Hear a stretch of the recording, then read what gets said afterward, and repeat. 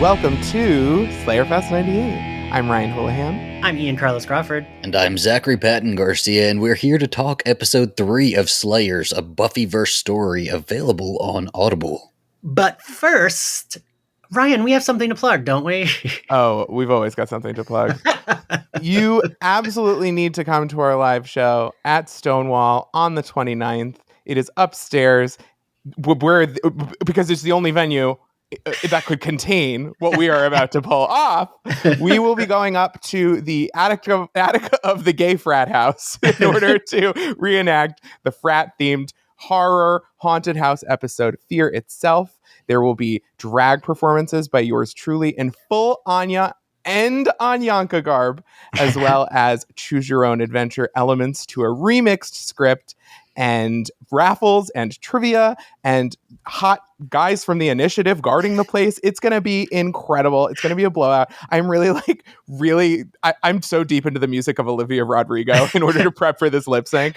Y'all don't even know. Please come. It's going to be like truly something not to miss. And Ryan always pulls off a fucking like really great performance that's like Buffy themed while being like set to a song. And like I think about your Darla a lot, Ryan. Thank you. I would say it's usually 90% phenomenal, 5% hilarious, and then 5% I fall down. And that's great. What money's worth. If you don't like me, come see me fall out of the most ugly heels you've ever seen in your life. I'm so excited to show them to you people. Please come. You haven't lived until you've seen Ryan in Darla schoolgirl drag with vamp makeup giving me a lap dance on stage. But also we have our Patreon, which you can get access to all of our bonus content. Zach and I did My Nudie Judy for... How long did we do it, Zach? 2 years? It's like 2 years, yeah. 2 years? So it's 2 years worth of episodes. Ryan did some of them as well. I did a few with Hammy, and we covered Harley Quinn and Firefly over there, and we're covering Batman the Animated Series. I haven't released X-Men the Animated Series yet because I've been busy with this. And we have watch-alongs, Zoom calls, and if you're a top-tier Patreon subscriber, you can add in your own outro to one episode per month. Any and all support is much appreciated, and now we'll get into the episode. What did we think? Zach, what did you think of episode 3? Oh, that was such a smooth 2.5 minutes of promos. Perfect. Loved the episode. This is the first 3 episodes I got like a little taste of because Ian was kind enough to send me like an advanced copy. And I listened to it all as basically one episode. So this was just so fun. It was so fun. I was still on a high.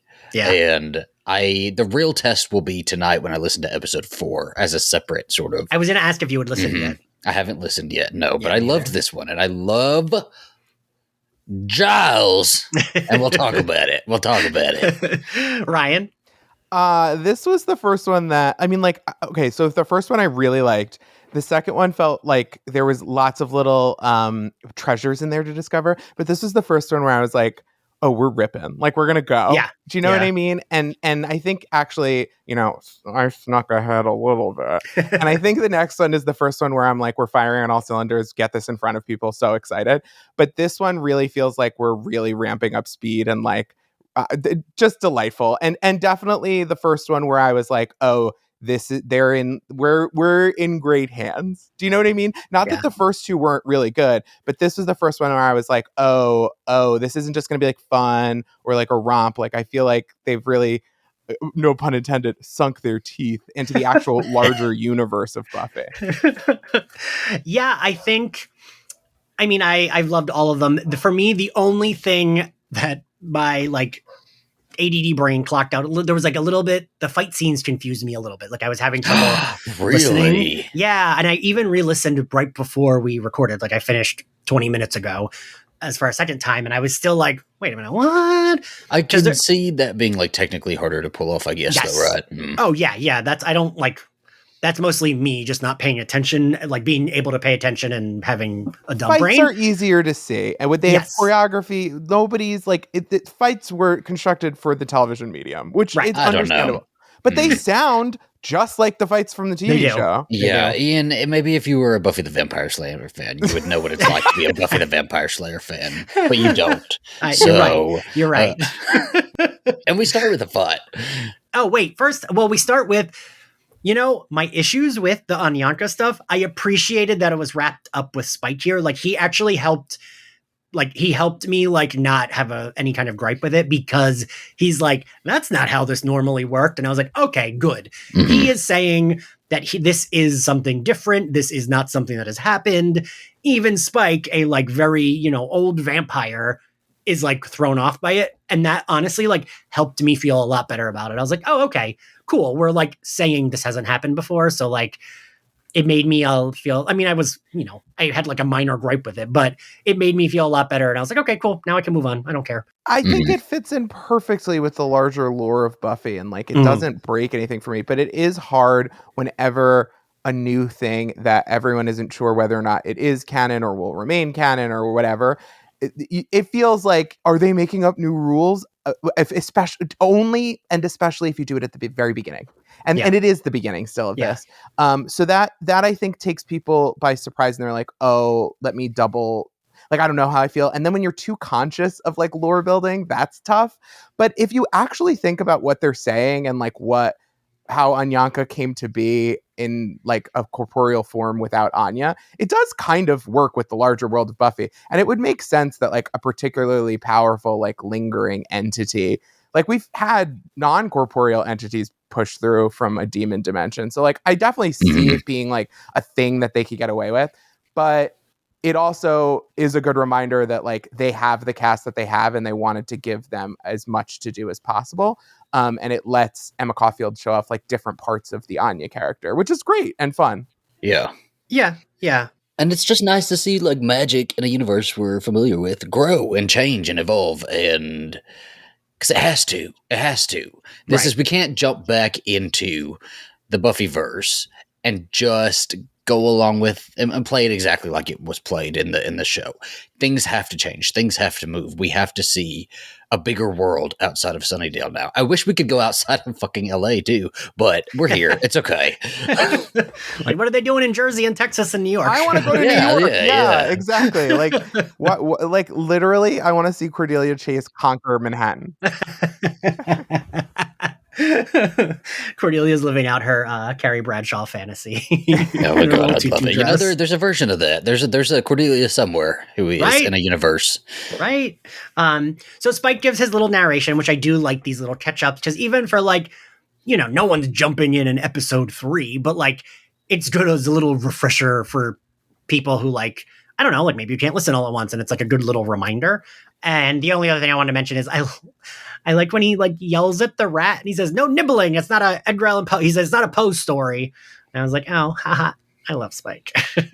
With the little catch-ups, I definitely understand why they have to do it, not the fault of the people writing it or the performers. But I wish Audible, who is creating this for their format, gave you an option that was like, it's a mini chapter that you could hit skip. I would listen to it because I'm going for every drop. But I think it would, for people not familiar with the audio drama format, and that these are supposed to be like episodes and episodic, and like intentionally they're supposed to be broken up.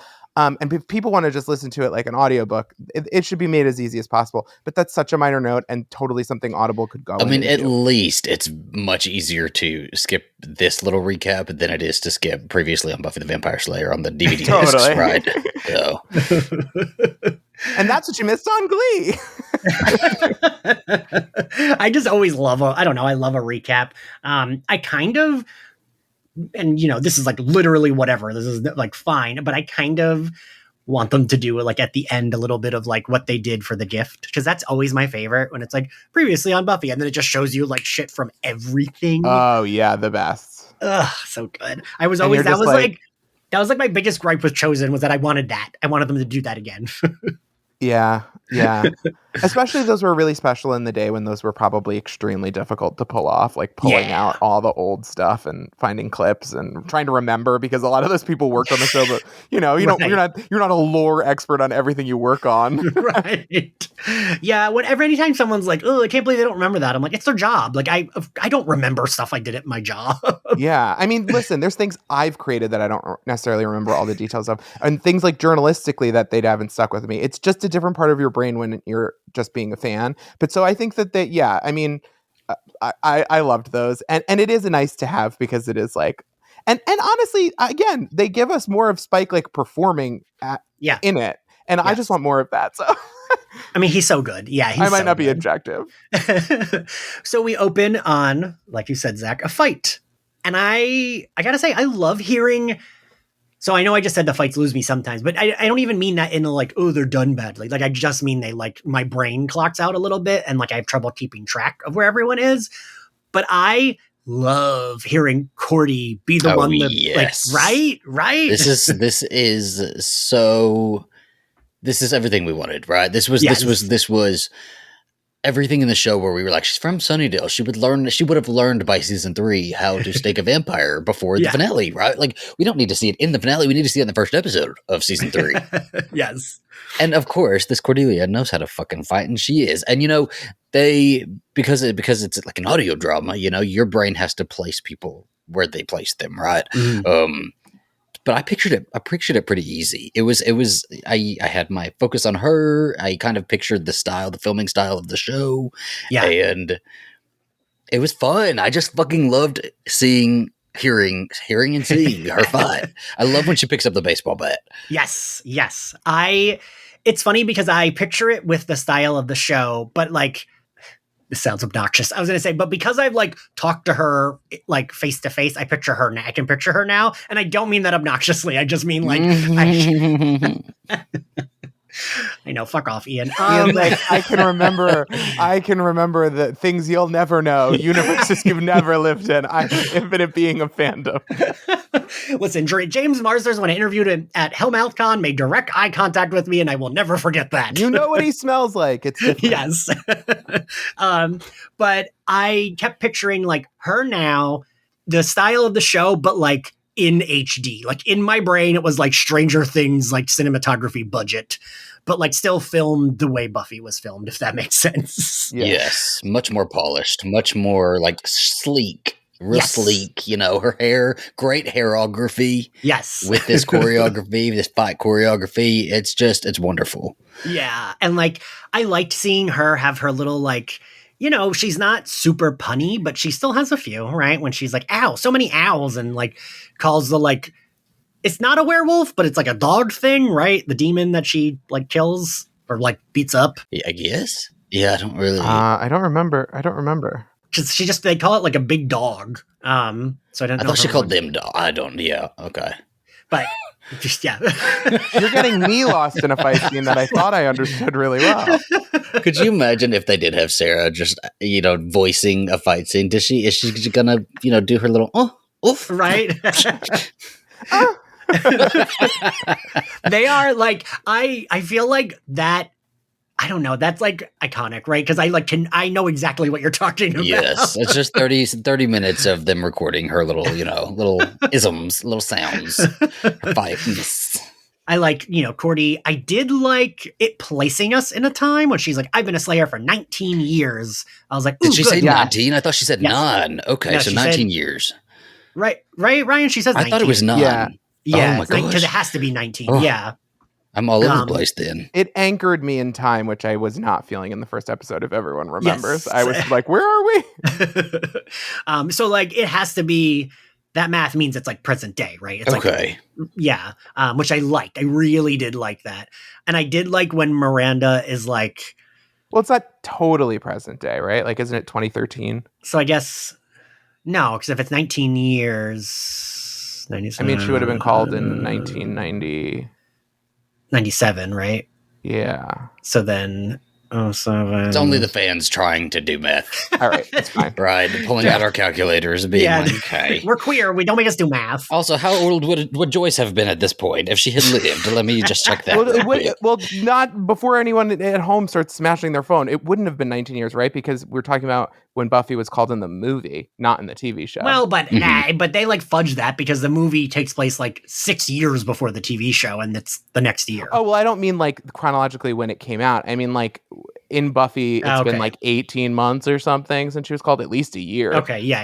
Yeah, so anyway, people at home will do the math and it will add up perfectly and we'll sound like we're gay. This will be the trivia. This is a good trivia question. Write this down. Writing trivia questions right now. God.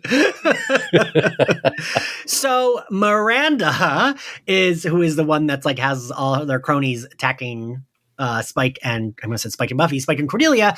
I do like that she mentions like she's like, oh, chock full of trauma, every one of you. This one's soaked in grief. And Spike's like, aren't we all? Like, yeah, I don't know. She's like trying to do the big vampire, Right. But they're not pressed. They're like, yeah, whatever.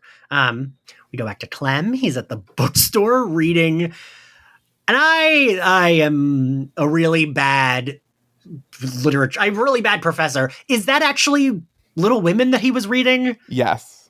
Because doesn't he say the two sisters' name and he says their romance? I don't remember the passage he was reading. Okay. And maybe we should cut out that I don't remember that because now we're on 3 things I don't remember. But that is Little Women and he's reading from it. Okay. Which I loved because yes. I felt like it was a way to affirm how much of this is about the female characters. And also, it tracks for Clem, right? He's just totally. like, he likes to like sit and be chill. And like, I could see him, I forget, wasn't there like a show that he really loved in season 6? I picture Clem hanging out in a feminist AF t-shirt. Watching Gerwig movies. he's like, can we put Barbie on again? He's like, that's Saoirse Ronan. Oh, Clem loves the Saoirse Ronan. Oh, yeah. Yeah. And so we get Anyanka doing the thing that Dark Willow did to Anya in season 6. I got a lot of Dark Willow vibes in this episode. Yes. Did you like it or did you not like it? Oh, I loved it. But it makes me miss Dark Willow too. Like, I just want to see her try to kill the world again, I want to see her succeed. Yes, just, we're ready for it this time. Maybe we weren't ready. We had a little bit of hope back then. We're ready now. It was a little too ahead of its time for certain people. The apocalypse. That's like fucking I believe in women's rights and women's wrongs. Yeah, so we get Anyanka is like in his brain talking to him because Raheem has left the room to go organize the sci-fi section. I can't tell if this is supposed to be because I think Galaxy Books is a chain. Like, I know that Kirsten White signs books at Galaxy Books. So I can't tell if it's like just a coincidence or like maybe someone who worked on this was a bookseller that worked there. Yeah, I think it's like a little a nod and maybe it's something that will come back in a little bit. True. Yeah. He is like, I can picture Raheem as like, I don't know. I kept picturing myself at work being like, all right, whatever. All right. Now I'll put these books out. Okay. Like, we close in 10. Please make your way to the front now. Clem. It's like the 2023 version of a library after they closed all those, right? Yes. Just like that. We go back to the fight, and I do like that one of the demons recognizes Cordelia as someone who worked for Angelus. I did like that. I was like, yes, thank you. Talk about Angel, because we talked about this before, right? That I do want to know what happened. I mean, clearly they survived, but they gave us a little bit of like post Buffy, right? But like they haven't given us post Angel finale yet. Yeah. And I need to know, like, because that was supposed to be a really big battle, right? Like that was a huge thing that was just snubbed because they didn't get another season, but they were supposed to, right? So we need a little something. I need the explanation because we were talking about it in the Discord because someone was asking if it wasn't like canon because they haven't talked about it. I'm like, no, because I also feel like they could bring it up down the line in this series, but also like one assumes it didn't end the world because we still have the characters. I wish that our original model Cordelia was here, if just for a moment to say, Angel worked for me. Yes. Like, I don't like them painting them like Angel, like Cordelia was some angel lackey who didn't know how to fight or, do anything productive. Because like Angel Investigations would not exist without her. It was her idea. She definitely put her name on the LLC. I do. I appreciate that this is a different Cordelia, but I do wish we had just a pinch more of that. Yes, right? I would need a little bit more punch, and I also don't love her having to be like, I don't like the long explanations of like, I would never run away from a fight. I would never be weak. I would never. It's like the other Cordelia wouldn't either. Yes, Zach. Yeah. I have that in a note whenever she The point when she says that, I wrote that. I was like, stop insulting my Cordelia. Thank you. Like, exactly. We will pick sides really quick if you don't settle down. and we know where we're gonna land. So, and I also just like I like Cordelia and Spike together. I like that we even get to like. He thinks she looks hot, and she's like, "Oh, are you hitting on me? Like, get a grip." Like, she is not interested, and I did like that. Well, it was so true to form to like how Spike flirts too. Yes, it's like so. That's pretty crazy. Angel in your universe, you two still. But also, I need an answer to that question too. Fill us in a little. And also, I appreciate that it's like you said, right? It's kind of like making fun of Spike. It's like, ooh, hot woman does something like psychotic, like crushes a skull in with a bat. He's like, I am aroused. And like, I get it, but it just like very much tracks for him, which brings me to, I thought she killed Miranda here, but then she doesn't. Oh, yeah. Right? Because it's like she gets Miranda the bat. Miranda makes it, yeah. Yeah, and it's like, I'm going to smash your skull in. And then Cordy's like this? And I thought that was a very good bat sound effect. Well, they do a lot of like this, take that, have about this. Where I think it's the end, but then it's not. I mean, I'd be doing that if I had superpowers. I'd like punch a car and be like, climate change that! Ryan, that's the show at Stonewall. You get superpowers, just you like smashing shit. Hope you show up with an inflatable car for one of these Stonewall things then. So yeah, we get like kind of the end of the fight here. Miranda gets like just gets beat up, I guess, knocked unconscious. One assumes, right? Mm. And I do wish when he says like, like she's like, being hot isn't my goal, and I'm like, okay, but like, come on. You can be hot though. You can. It's okay. You're gorgeous. Yeah. Like, flip your hair, please. The gays are watching.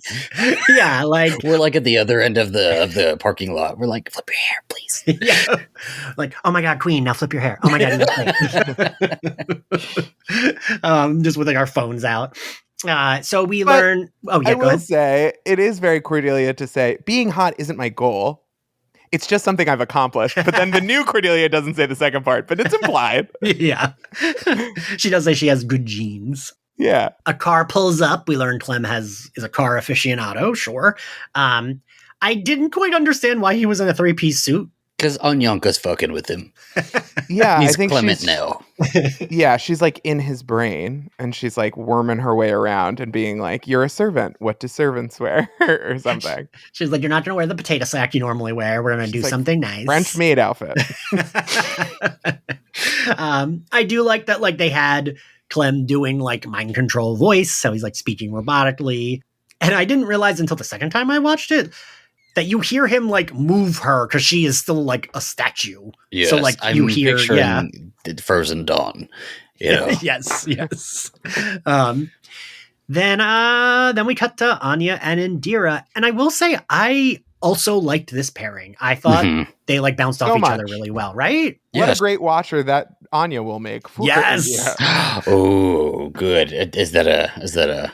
You've already listened ahead. Is that a something? Is that a something? This is me making a vengeance wish.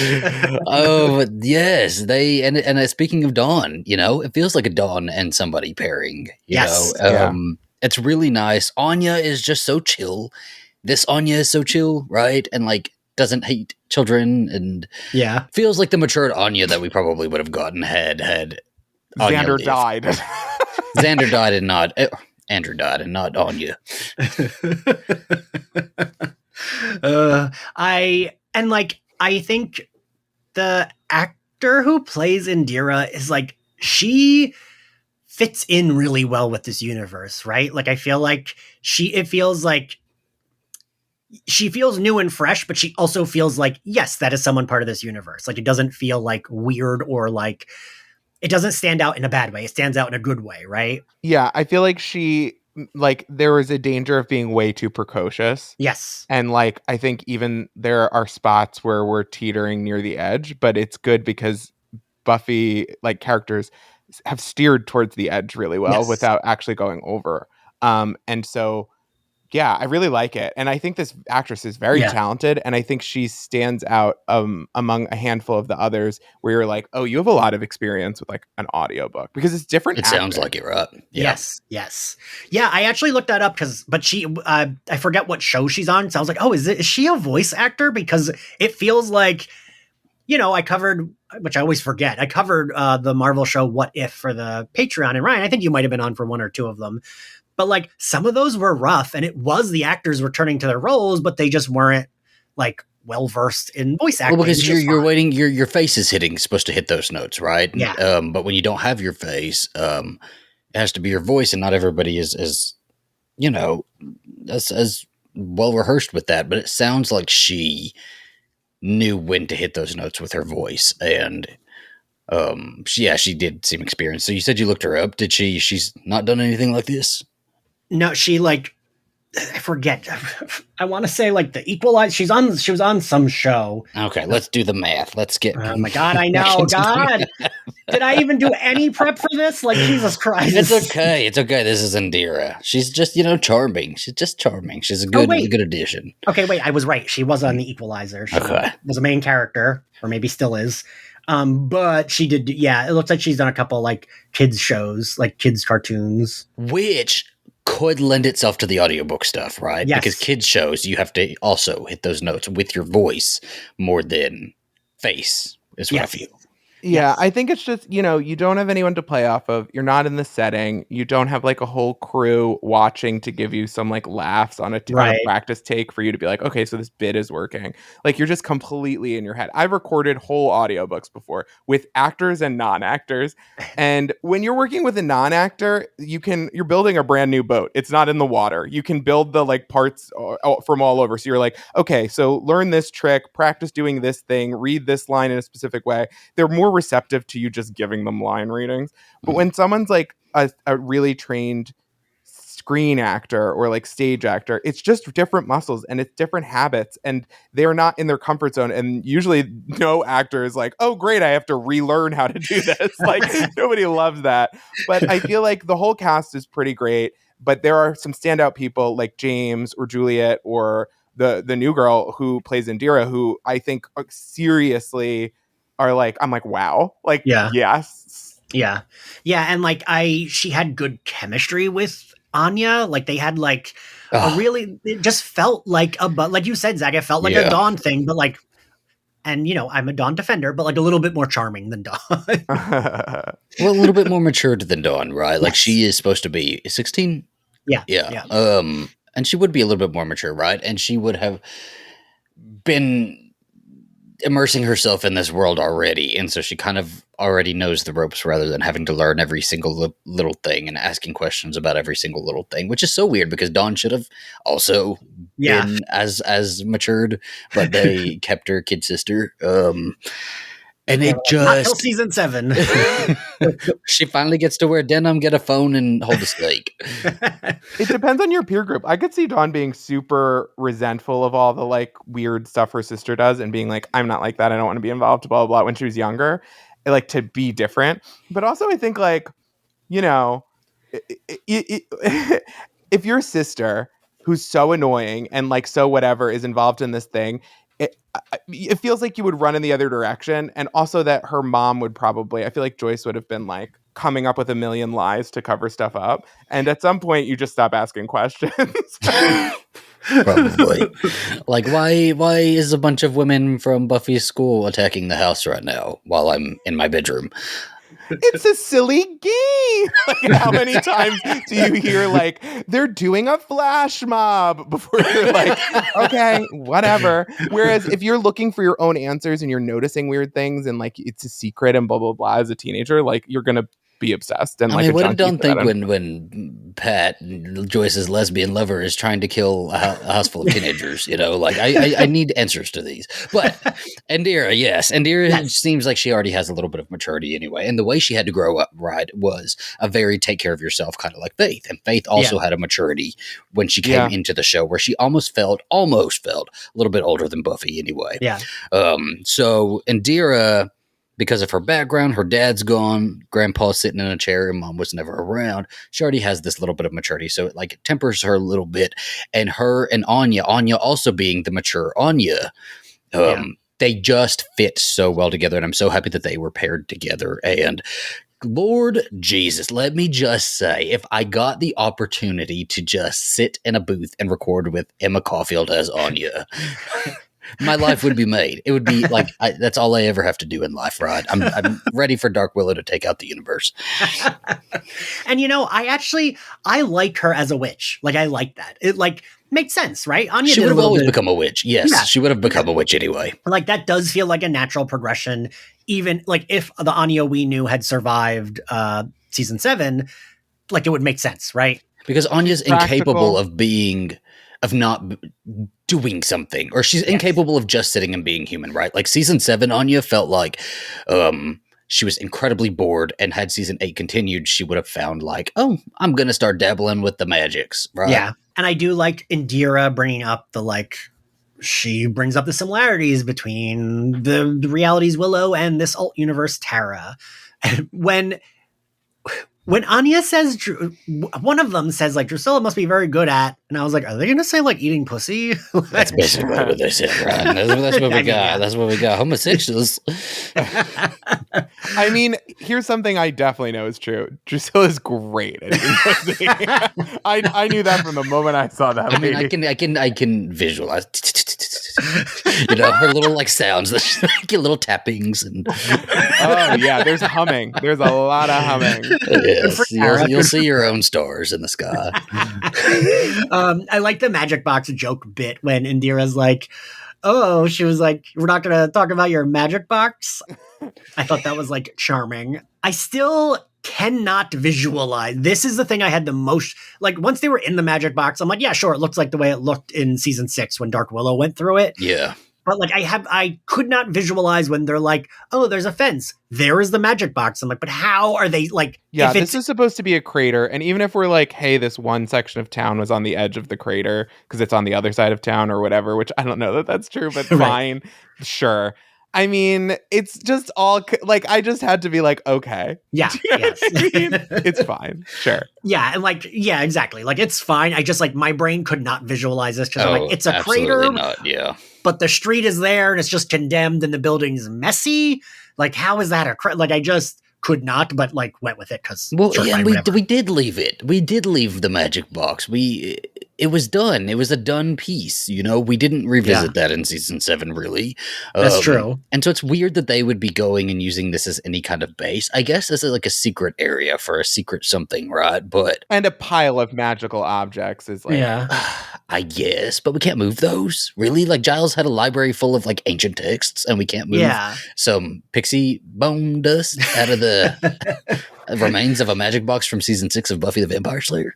Especially because at the end, which I missed until the second time I listened, at the end they do say that Willow and Giles put that magic door there after they left Sunnydale. I'm glad they said that. I am very happy that they said that. Because I was annoyed. I was like, why are we adding this? We would have talked about it. There's no trap door, you. I'm suddenly pushing up my glasses. I'm like, well, in episode 6.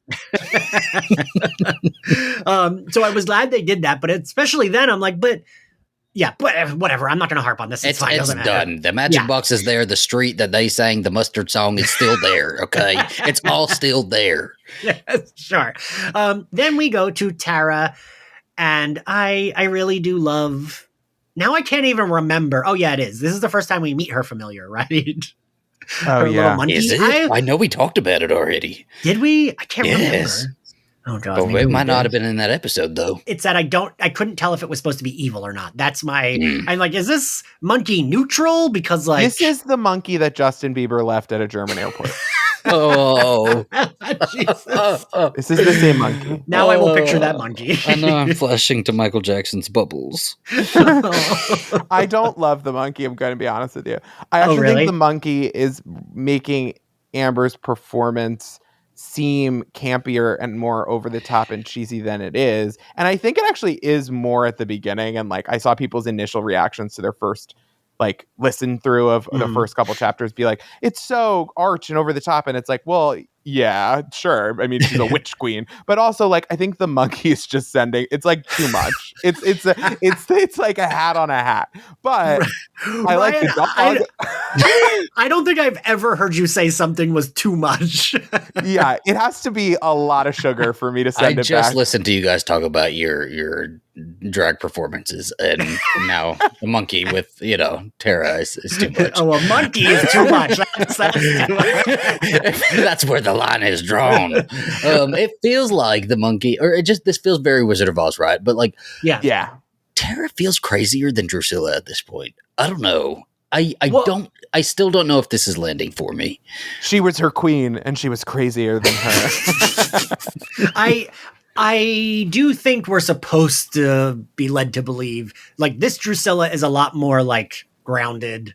Like this version of reality, this reality's Drusilla is like more grounded than the Drusilla we know, because she's not always talking to like sing-song poetry. That's nonsense. But like, actually telling them what's going on, but not telling them because she's singing about it, Well, the thing is, I think with Drusilla is when I hate to say this, when she's a man in her life, she lets them sort of steer the boat for the most part until she loses faith in them. And without one for a little bit, like Master's gone, Spike's gone, Angel's not seemingly in the picture.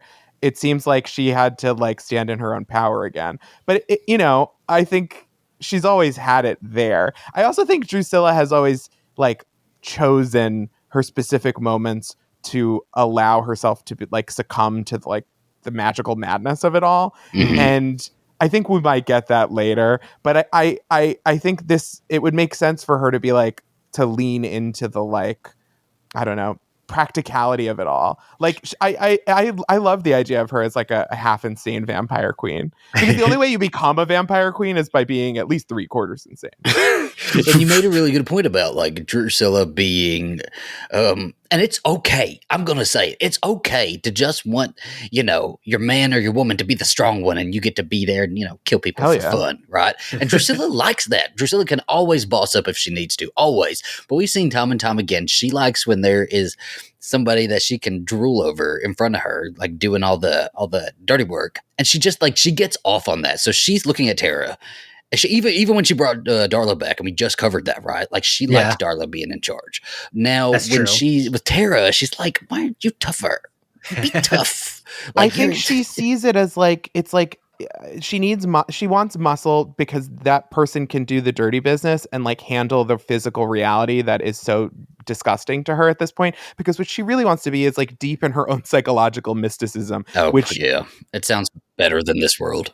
Yeah, it might not ever produce reliable predictions for her to act on. Like it's not always great information, but it definitely seems to have her full focus and interest.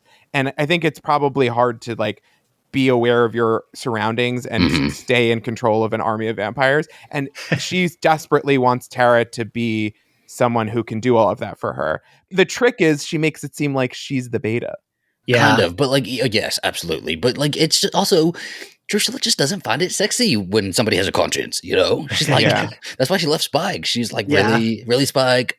You're gonna help the Slayer. And you're right, Zach, because like it's like she acted like she didn't have agency, but then suddenly she did. When she was annoyed at him for having feelings, then she immediately was like, "You're lying. You're in love with her, and goodbye." And then I think Tara knows that, so Tara does try to act like, "You want me to show you how much I hate you?" And it just it doesn't land as good. But like Drusilla kind of knows that too. She's already picked up on this. She's it's like, "You're not Batty McBaddies. I want you to be." I love when you do a British accent, Zach. Yes, it's my favorite. That usually means Zach's drunk. I'm not drinking right now. I know. But it maybe I should have. I like that Drusilla finds power and toughness and murder so sexy. But she's not really getting it from Tara, but she still needs Tara, and she thinks that Tara still has that potential. I think that's exactly, you just like pinpointed it. It's like she knows she needs her, right? She like, wants a dark willow to just ruin her world, I mean, who's among us doesn't want that? Crush me, Willow, crush me. I was a little shook that we kind of got a sex scene between Drusilla and Tara, but I just can't. What are they doing in the booth? I just need to I need a visual because I'm like, I've got a how are visual. them sounds making these sounds? I've got a visual. I really, same. I'm like, well, like, but Drusilla notices that Tara is trying to distract her with cunnilingus and pushes her off of her. Because I would do the same. I'd be like, this is not very sexy. I'm sorry. Mr. Pickles is right there. It's just, this is not working for me. Mr. Pickles is looking me in the eyes. We need to stop. Peg me with your magic wand. But this is too much.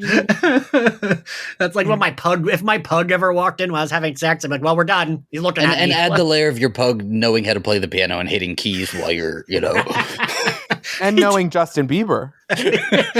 Takes out his keyboard and looks at me. He's like, I know what you're doing, you F word. Anyway, God, we're like all over. No. This scene deserved this much time. There's a monkey. Let me have some fun. Oh, also, Tara mentions the light spell. Do we think that is a reference to? Remember how like Willow always talked about the light spell she's working on? That fucking sun she was working on for a damn near 10 years. And then we never would have been handy and chosen. We got a pretty solid version in Chaos Bleeds. Enough, I guess. That is the only Buffy game I did play, and I could not make it past the Tara stage. Oh, really? I think it's like Tara's a vampire and you have to fight her in the mall. I think you're Willow and you have to like throw spells at her, and I could never aim the spell and eventually gave up on the game because I couldn't defeat Vampire Tara. So Drusilla then talks about how she tied a bunch of cops to a merry-go-round. And this was camp when she says like around and around and like keeps going. I was like, wait, how many times has she said this? Tara's like, ooh, I bet they were dead. She's like, of course they were. Then we cut back to Indira and Anya. The dog is snoring, which... should we back up just a tiny bit and talk about... Because this is the part also where Tara talks about her ambitions, right? Before Drusilla gets there. What is Tara's plan here? So what the hell does she want? Because she doesn't want Cordelia and Anya to come back. She wants to, because she has, I guess, feelings. She has feelings for them. Yeah, like they're her over there, but she wants to bring the world to ruin. Like, what does this lead into? I have some insight. You've already been on episode 4. Calm down. And 5. Rude. I've lost control. Okay. Imagine me with Audible downloads, but it's Willow putting her hands into those ancient works of dark magic, and her eyes go all bloodshot. No. Okay. I think she definitely seems like she's being possessed in some form by dark magic, or like corrupted, or like it is clouding her judgment.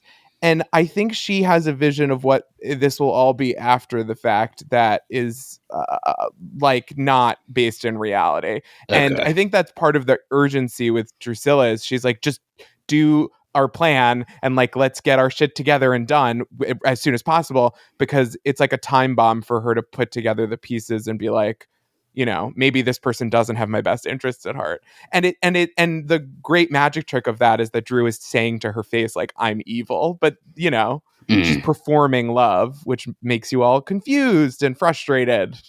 Just get it done. That is an important thing to go back to, Zach. You're right, because I was thinking that too. I'm like, but does she really? It feels like even the evil Tara isn't like evil. Yeah, it feels like she sent her last 3 months of rent so Anya wasn't worried. Right. Like she's still got. I get we have the manifestation of her conscience, right? But she doesn't. I'm just not buying evil. I don't think she's evil. I don't think so. It feels. How evil could Tara really? True. It feels more like neutral, right? She's like, yeah, I'll do the spells, Drew. Okay, but I like my best friends, so I don't want them to die. And she's putting a fine point on her ambitions. So yes, I guess that's something to look forward to. But now we can jump back to Anya and Indira with the magic box, I guess. The dog is snoring. Our editor, Ashley, texted me and Zach yesterday to show us her dog, and now I just That's what I pictured. Yeah. Mm-hmm. It went from Pomeranian to Ashley's dog. She has it's like a little white terrier, right, Zach? Is that what that was? I'm always bad with dog breeds. Yeah, with a little shirt on. It's the Fancy Feast dog. For the whatever that little dog food one is. So now I picture that dog. The dog is snoring, which I always find cute. Can't find the. Another thing that I was like, sure, when she's like, I saw it online, which means it was here, and I'm like, they would not have an online shop anymore. Like, I think did she mean that, or did she mean I saw it online somewhere online, so I know it exists in your universe? Maybe that, but like, then why would it have to be there? Well, what if it was online in her store? And she's like, well, I assume if I had it in stock, this Anya I would think have this is something let's get the calculators out, guys. We're really out here, aren't we? Not something we're supposed to be harping on, but like, fair question, yes. She mentions that like Giles. Wait, this is hilarious. I had to read my notes. I was like, what the fuck did she say? It auto-corrected Giles to girls. So it says, she says girls would be a great help here. Which makes it sound, gayer, which great. Yeah, I was going to say, did Tara say that? Right. And then Indira reminds Anya that their Giles is alive. Because she mentioned Spike said something about, sending her to Giles. That's when we do the trapdoor thing, which like, sure, fine, whatever. I don't know if either of you will agree with me, or Ryan as the bigger gamer, as the only gamer here. It felt very video game Quest to me. Well, I will tell you that if you had played more of Chaos Bleeds, you would find out that the magic box goes pretty deep underground. You just keep going from room to room. There's like a maze. They loved to tunnel. I have to say, that first witch we met who owned the magic box in like season 1 or 2, that lady loved to build a tunnel. I like the idea of the magic box having tons more magical secrets and things going on than we ever like thought. And you know what?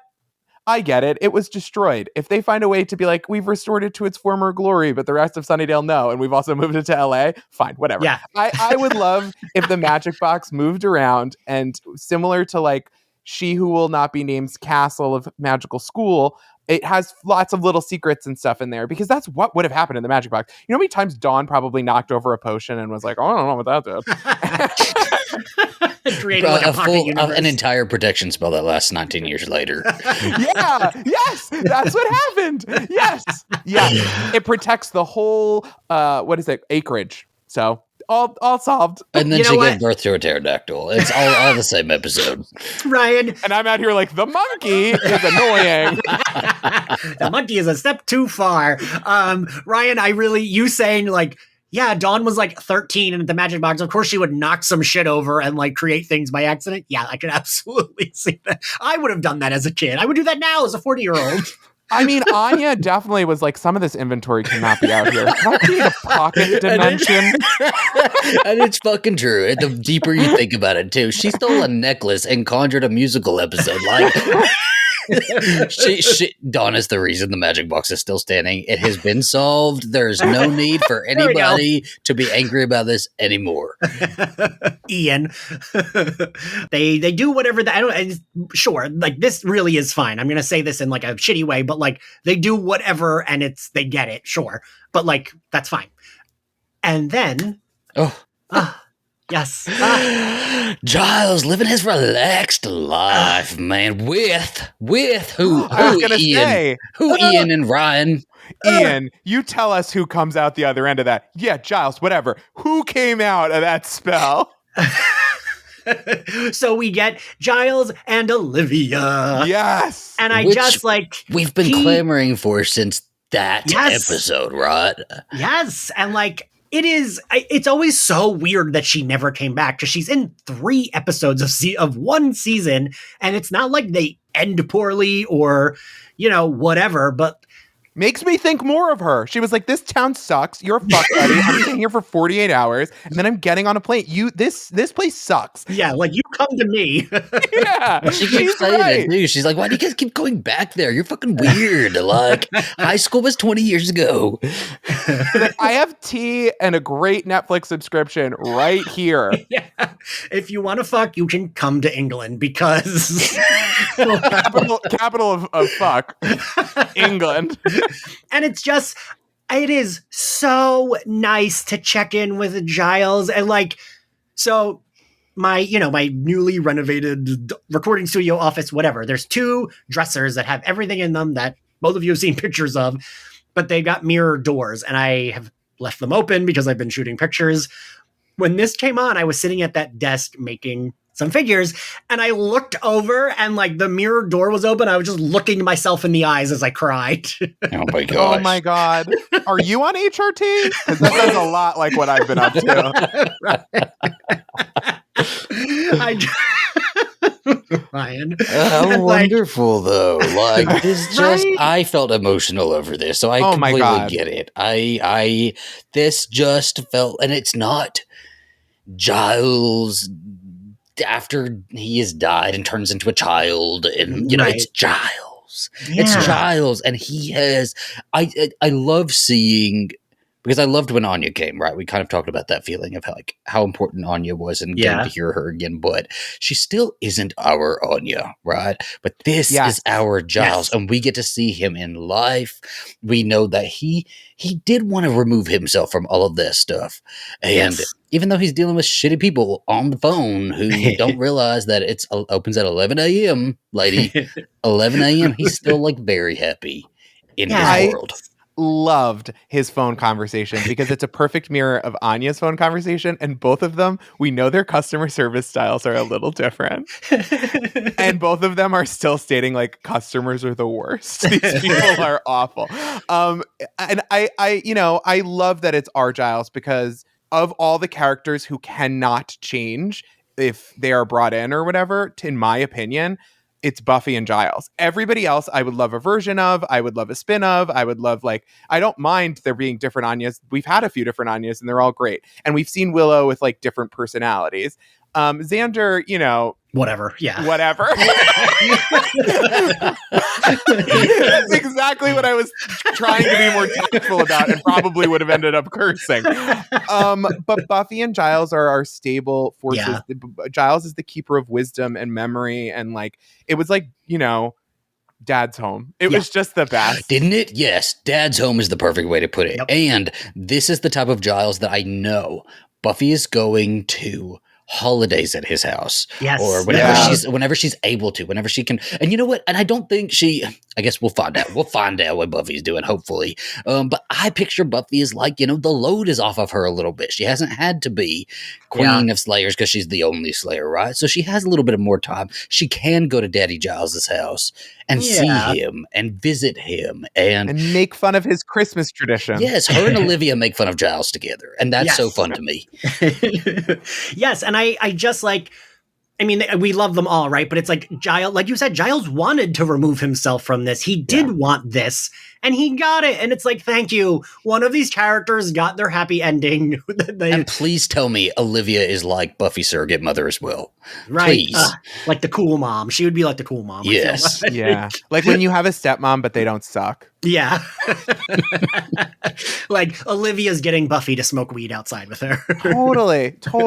Olivia and her have some really grounded, normal conversation about sexuality until Buffy realizes, oh wait, you do that with Giles. Amber Benson. Amber, we're getting a lot of ideas here. I hope you're listening for the animated series. It should inform you if you are listening, Amber, it should inform you as to what a great job you've done, and all of you have done, because it took me right to a place where I'm coming up with a million ideas of what could be happening with these characters, and because we're back, we're really all are on back. The verge of tears here, all of us. Yes. Well, it's just I put out my review for Horror Press, and I had trouble writing it because it's just I love this. It's hard to be I love this and expand upon that other than this is fucking great. And I went into it really does feel like our friends are back. These are friends that you loved, that you lost touch with, but you didn't, not in we hate each other kind of way. Just they moved far away and now they're back. And I just could not be happier. And I loved Giles. So I didn't watch Ted Lasso. Did either of you? Yes, I loved it. I did not watch Ted Lasso. I did.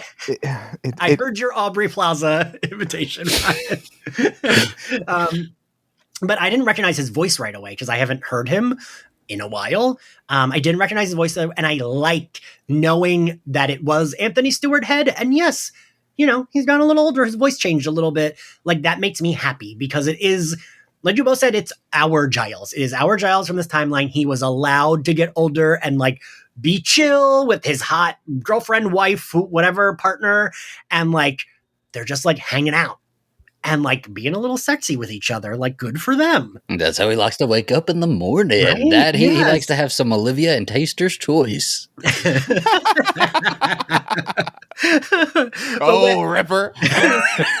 But the way even hearing him say Anya, like with his accent, the way he says her name, like warmed my heart. Like, Well, he was let's get into happy- some shit talking now. I did not like the reaction, and there could be more reaction in the next episode. I'll just have to wait, right? I didn't like the lack of emotion that I heard from him saying Anya again. Anya shows up, and that she had to have meant something to him, like really deep, right? And so she shows up in front of him, and he, it's more like a little gag than him being like, almost knocked off his feet that Anya is sitting in front of him. Yeah. See, I liked it because I thought it was like almost the way Spike was when he saw Cordy, where he's like, what is this? Yeah, I do see that. It's still like, put yourself in the shoes, right? And somebody shows up in your life who you thought was gone forever. And Pick one, Zach. I'm trying not to get specific. I would also say I don't expect anyone to come back. If I were Giles, part of me would be like, I'll see Anya in 3 to 5 years.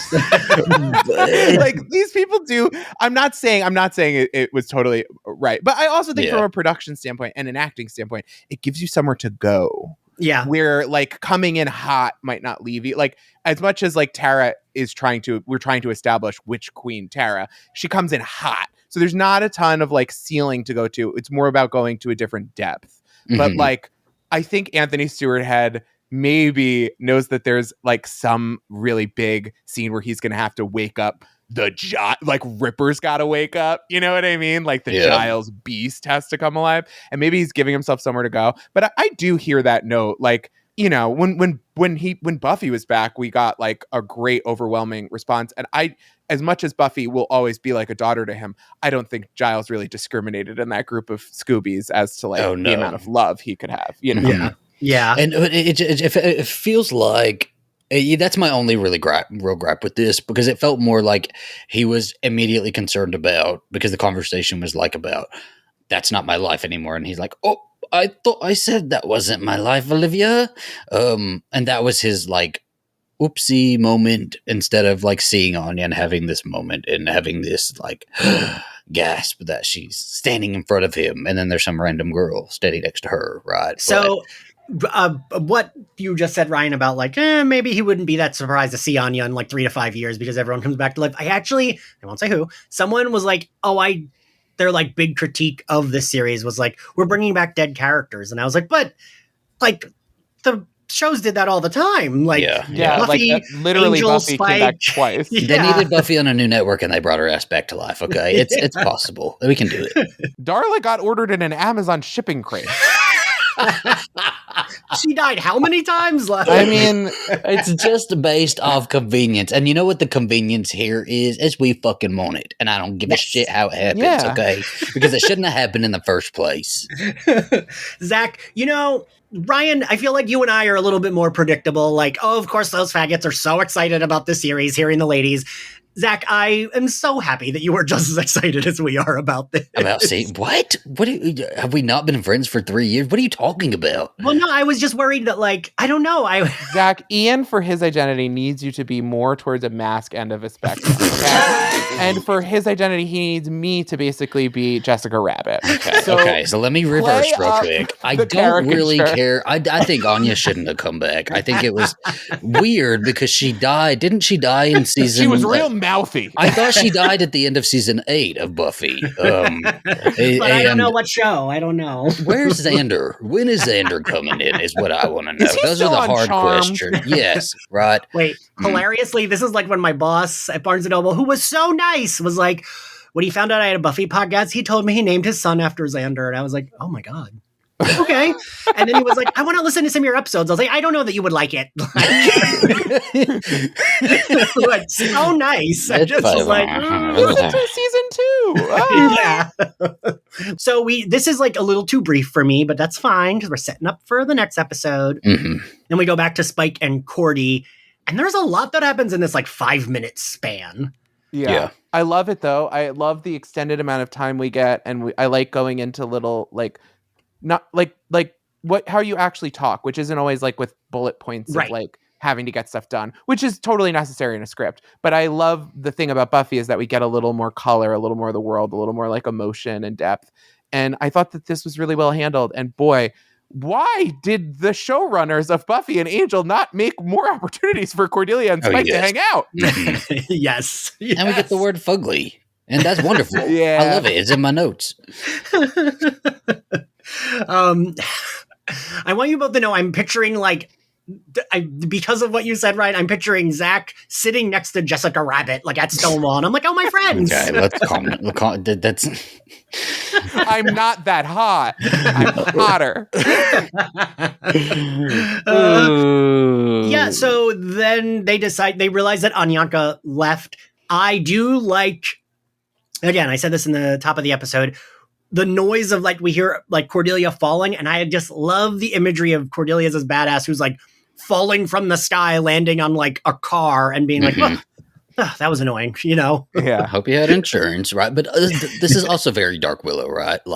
Now she's headed to get Jonathan and Andrew, we've got to get to them first. And I am really looking forward to seeing a face-off with Giles. I kind of hope, no spoilers, but I wouldn't mind if we had Giles still having powers like he did at the end of 6. His bad breath power.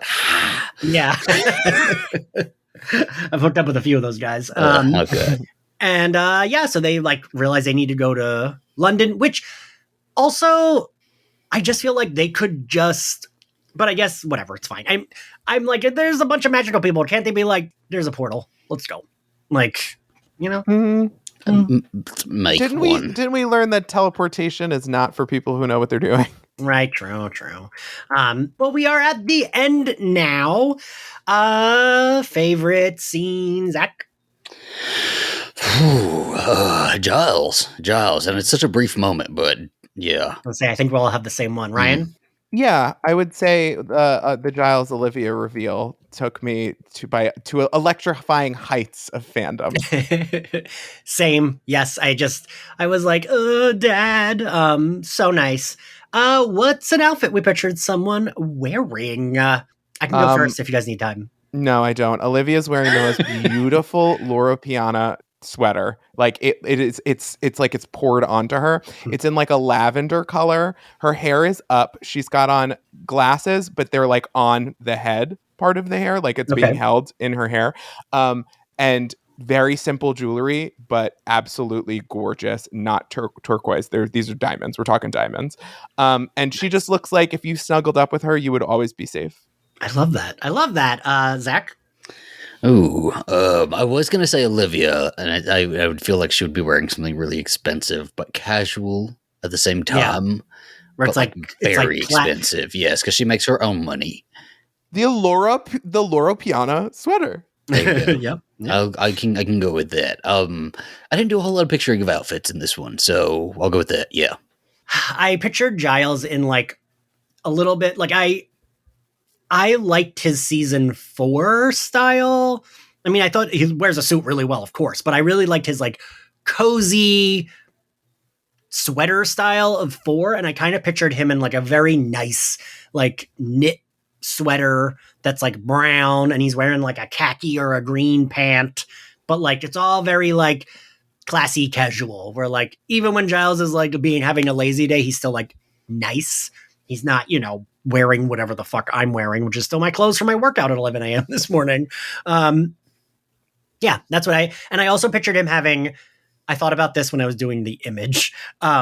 I tried, but I just couldn't get it on the figure. I imagine him having a nice fur trim coat that's a little bit more tailored than his season 7 jackets, which were a little bigger, because that was a style. But yeah, I pictured him in one of those jackets, even though he's at home, so he's not really wearing that at home. Anyway, what grade do we give this episode, Ryan? I'm going to give it another A. I think this whole thing's an A so far. Zach? I did get a little confused in this one with certain parts. But again, that could just be because I listened to it all at once. So I can't really dock it for that. I guess I'll do an A. Okay, so yeah, I mean, I got a little confused, so I say B plus, but like Okay. that is not bad. You know? Wow. Shit. How dare.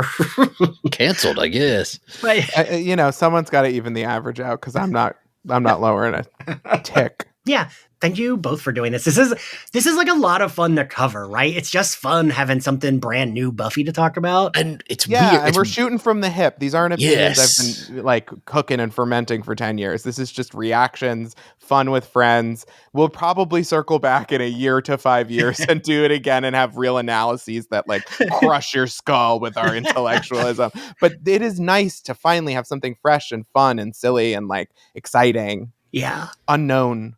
Yeah, it feels like we just watched it on TV last night and we're all trying to remember what we saw on TV last night, right? Which is so fun. I miss doing that. Yeah, but in 5 years, I'll show up exactly like I am right now. So no intellectualism here. See, I will have read like some scholarly works from college students who were trying to make their English degrees fun. Thank you all for listening. This really is so much fun covering. If you like Slayerfest 98, you can find us on Spotify, Apple Podcasts, YouTube, and anywhere else you get your podcasts. We are on social media on all platforms at SlayerFestX98. You can find me on all platforms at IanXCarlos. Ryan, where can everyone find you and your channel?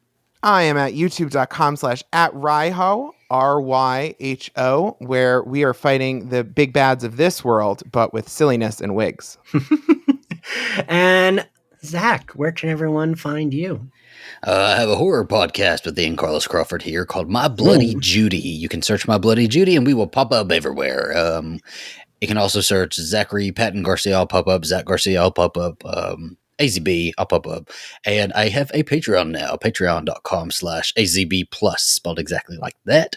And I put things like 3 episodes out a week. So lots of fun there. How's he do it? I want you to know, I was ready to be like, and the Patreon, don't forget the promo. Magic. That is the one thing that I am very good at, is being a promo slut. All right. Well, this was a coverage episode 3. This will be coming out. The day this comes out is Monday. We are going to try to put out 2 episodes a week, Mondays and Thursdays, moving forward until we're done covering this. And we'll see you next time. And there's going to be like 5 more just bonus episodes attached, right? Screaming. Oh, maybe. Screaming. We'll see y'all next time. Bye. Bye.